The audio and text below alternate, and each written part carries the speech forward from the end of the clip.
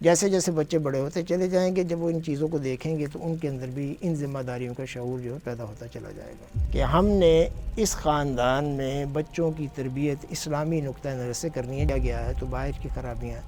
اس بچے کو جو ہے صحیح تربیت ہونے کے راستے میں رکاوٹ بن جائیں گی۔ تو اسی وجہ سے ہماری تہذیب جو ہے وہ کہیں بھی اسلامی تہذیب کہلانے کے قابل نہیں ہے، کسی ایک چھوٹے سے معاشرے میں بھی ابھی اسلامی تہذیب کا نمونہ ہم پیش کرنے کے قابل نہیں ہیں۔ چھٹی بات یہ ہے کہ یہاں پر ہر بندے کو اپنی ذمہ داریوں کا پتہ ہے، جو باشعور ہے، خاوند اور بیوی ہیں، والدین ہیں، یہ باشعور ہیں۔ چھوٹے بچے ہیں تو وہ بھی ان کا شعور اس طرح سے نہیں ہے، تو انہیں سب کو اپنی ذمہ داریوں کا پتہ ہے، لہٰذا یہ خود بھی ان ذمہ داریوں کی ادائیگی کی کوشش کرتے رہتے ہیں اور اسی طرح سے ان ذمہ داریوں کی ادائیگی کے لیے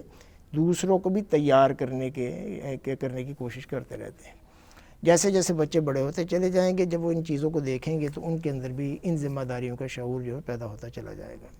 یہ چھٹی بات ٹھیک۔ اس کے بعد آگے آخری بات یہ ہے کہ اس خاندان کے اسلامی نقطہ نظر سے مستحکم ہونے کی، یا آپ کہیں کہ مثالی ہونے کی علامت یہ ہے، یعنی یہ واقعتاً ایک رول ماڈل جو ہے وہ بن جائے گا یہ خاندان، وہ یہ ہے کہ یہاں پر جو ذمہ دار لوگ ہیں انہیں نصب العین کا پتہ ہے، نصب العین کا بھی پتہ ہے۔ اس نصب العین کو حاصل کرنے کے لیے کون سے مقاصد ہوتے ہیں، کس طرح سے ان کو حاصل کیا جاتا ہے، ان چیزوں کا انہیں پتہ ہے۔ یہ نصب العین اللہ کی رضا ہے، اور مقصد کس مقصد کو حاصل کر کے اس نصب العین کو اچیو کیا جا سکتا ہے، وہ یہ ہے کہ ہم نے اس خاندان میں بچوں کی تربیت اسلامی نقطہ نظر سے کرنی ہے۔ جیسے میں اب آگے بیان کرنے لگا ہوں کہ ہم بچوں کے اندر کون کون سی صفات جو ہے پیدا کرنا چاہتے ہیں، کون کون سی صفات جو ہیں وہ ان کے اندر ہوں گی، تو ہم سمجھیں گے کہ ہاں یہ اب ہم نے تربیت کا حق ادا کر دیا ہے، تعلیم کا حق ادا کر دیا ہے،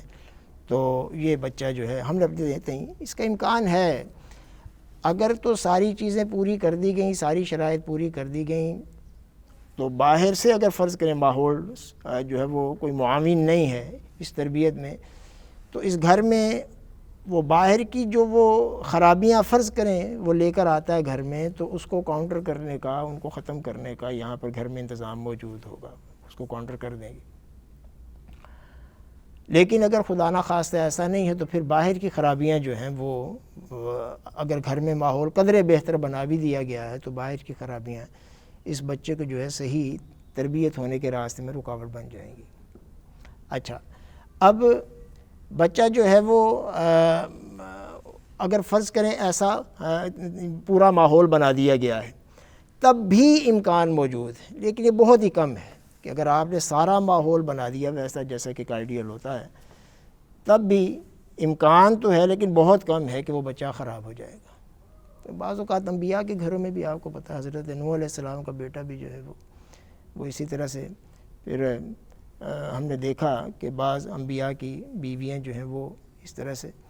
تو ان کی اولاد جو ہے بعض اوقات نہیں ان کا ایسا، تو اس کی وجہ یہ نہیں تھی کہ انہوں نے کوئی تربیت میں کمی کی ہے، اس کی وجہ یہ ہے کہ بس تھا ایک مقدر بعض اوقات شے ہوتی ہے تو کسی کوئی نہ کوئی وجہ بن جاتی ہے۔ یہ تو میں نے آپ کے سامنے، اب یہ خاندان ہم کیوں بنانا چاہ رہے ہیں اس قسم کا کہ جس میں یہ صفات ہو، اس کی وجہ یہ ہے کہ یار ہماری ذمہ داری بہت بڑی ہے۔ ابھی میں نے شروع میں آپ کے سامنے آیت تلاوت کی تھی، یا ایھا الذین آمنوا قوا انفسکم واہلیکم نارا،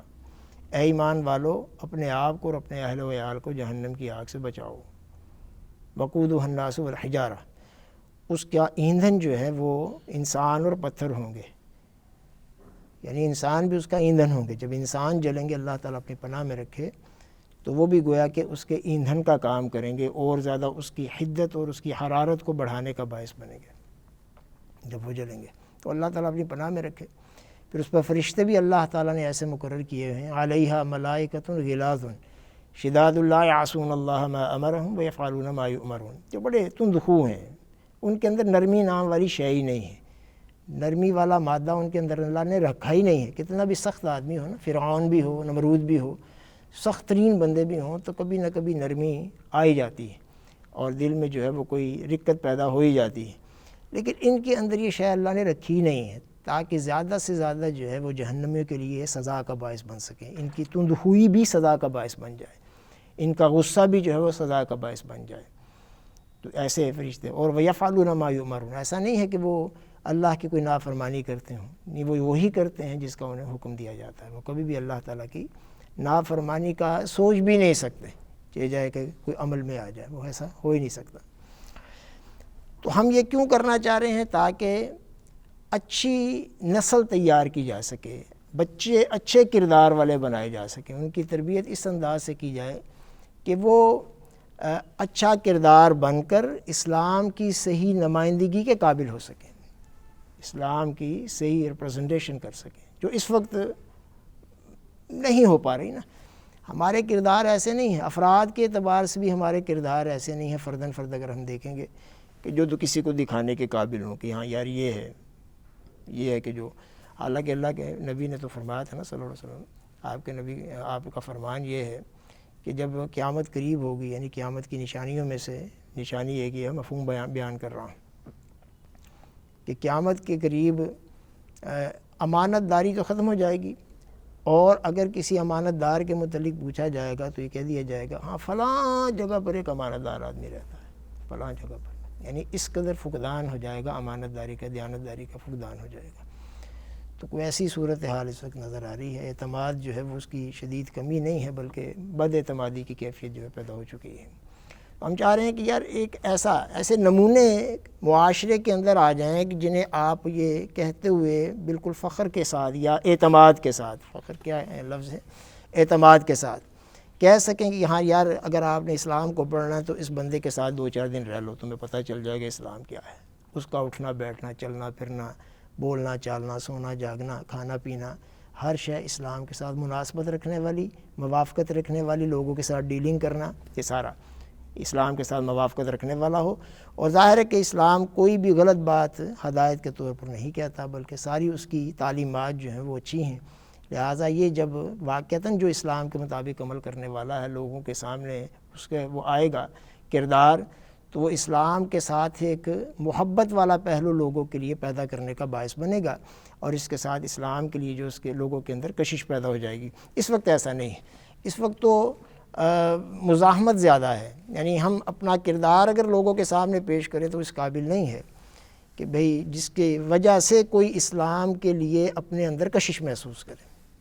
ہاں ٹھیک ہے، کوئی اسلام پڑھ لیتا ہے، قرآن پاک پڑھ لیتا ہے، رسول اللہ صلی اللہ علیہ وسلم کی سیرت پڑھ لیتا ہے، یہ ہمارے جو اسلاف تھے ان میں سے بہت سے ایسے ہیں جن کی سیرتیں اگر وہ پڑھ لے تو اسے محسوس ہوتا ہے یار یہ بڑے اچھے کردار بنانے والا مذہب ہے، یہ دین ہے، تو وہ تو ہے۔ لیکن یہ کہ کردار کو دیکھنے سے کسی کے، پھر اسی طرح سے چونکہ افراد کے ساتھ اجتماعیت بنتی ہے، تو ہمارے پاس نہ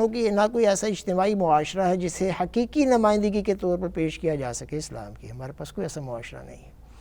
پھر چونکہ معاشرے کے اندر ہی تہذیب پنپتی ہے، اس پر بھی انشاءاللہ آگے میں کسی موقع پر جا کر تفصیل سے بات کروں گا کہ معاشرہ کیا ہوتا ہے، اس کے اندر کون سی خصوصیات خاص اسلامی معاشرے کی ہیں، معاشرہ کہتے کسے ہیں، پھر اسی طرح تہذیب کسے کہتے ہیں۔ تو معاشرے کے اندر ہی ایک تہذیب جو ہے وہ پروان چڑھتی ہے، اس کی مختلف خصوصیات ہوتی ہیں، تو اسی وجہ سے ہماری تہذیب جو ہے وہ کہیں بھی اسلامی تہذیب کہلانے کے قابل نہیں ہے، کسی ایک چھوٹے سے معاشرے میں بھی ابھی اسلامی تہذیب کا نمونہ ہم پیش کرنے کے قابل نہیں ہیں، نہ پاکستان میں نہ دنیا کے کسی خطے میں۔ محسوس ایسے ہی ہوتا ہے کہ کہیں بھی اسلامی تہذیب کا یہ کتنے افسوس کی بات ہے، یعنی عرب سے زیادہ 1.5 ارب سے زیادہ مسلمان ہوں، لیکن یہ کہ کوئی بھی ان میں ایسے لوگ نہ ہو، ایک چھوٹی سی کمیونٹی بھی ایسی نہ ہو جو اسلام کا صحیح نمونہ پیش کر سکے اور اسلامی تہذیب کو صحیح طور پر نمائندے کے طور پر جو ہے وہ سامنے آ سکے، ایسا کہیں بھی نظر نہیں آ رہا۔ تو یہ افسوس کی بات، بلکہ حال تو یہ ہے کہ غلامی پورے برے طریقے سے ہمارے سروں پر سوار ہے۔ ہم آئیڈیالائز بھی ان لوگوں کو کرتے ہیں، یعنی مثال ہم ان لوگوں کو بناتے ہیں کہ جن کا اسلام سے دور کا بھی تعلق نہیں، وہ ہمارے اب ہیروز ہیں، ہم ان کے پیچھے چلتے ہیں، تو یہ اچھی خاصی خرابی